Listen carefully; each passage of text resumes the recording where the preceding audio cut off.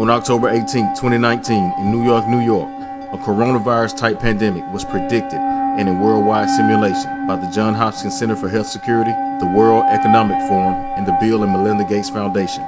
The fictional coronavirus was called C.A.P.S, Coronavirus Associated Pulmonary Syndrome. The simulation was called Event 201, and 2 months later, in real life, similar events started to happen.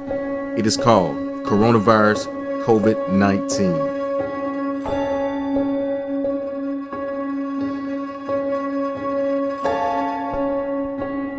Financial markets have tumbled, with all down significantly for the year.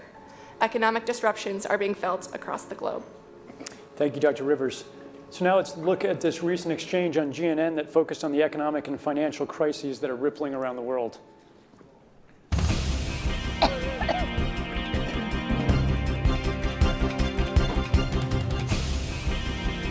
The response to the C.A.P.S pandemic is now the most expensive international emergency ever.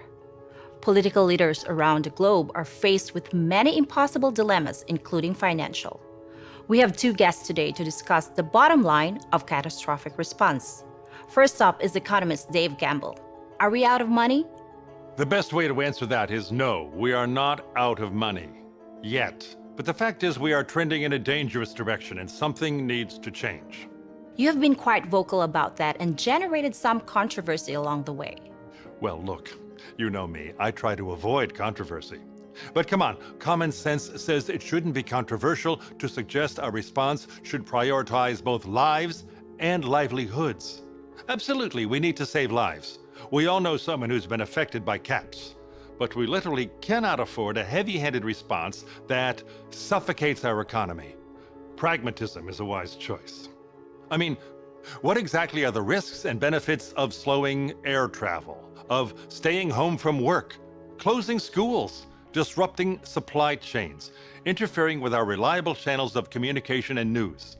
Sure, some of these steps can help slow C.A.P.S, but often only marginally and with serious costs. When this is all over, some families, some cities will have suffered more from our interventions than from C.A.P.S. No question, there is a lot of suffering. Let me welcome Dr. Juan Perez to this discussion. Is Dr. Gamble wrong? Actually, in a way, we agree. Responders, whether international organizations, governments, or even employers and families, each are weighing risks and benefits. And there is not a one-size-fits-all approach, as there are different appetites for risk. What I will say, in my mind, our response should aim to protect every life we can. Of course it should be. But let's be frank, letting the global economy slow to a halt puts lives at risk. Yes, but there does need to be a balance. Okay, you both agree balance is paramount. Theoretically, that's an easy choice. But leaders are now faced with very real and very tough decisions. Just last week, traditional sources for emergency funding had exceeded their limits. As new mechanisms are being discussed, there is consideration as whether funds should primarily support health emergency response or prop up economies. Precisely. And we do need these funds sooner rather than later. Funding shortfalls are putting lives at risk and extending this devastating crisis. Again, we seem to agree. We cannot shortchange the health response, but I suspect we disagree when I suggest that some of these funds are best used to save jobs and critical industries. National leaders certainly have this on top of their minds during the ongoing debates.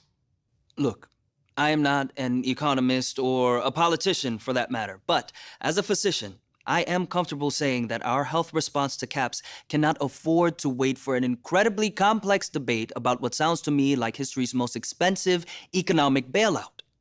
Thank you both, and we will be watching and listening for the outcome of these vital discussions. And certainly, the market is eagerly watching for any signs of hope.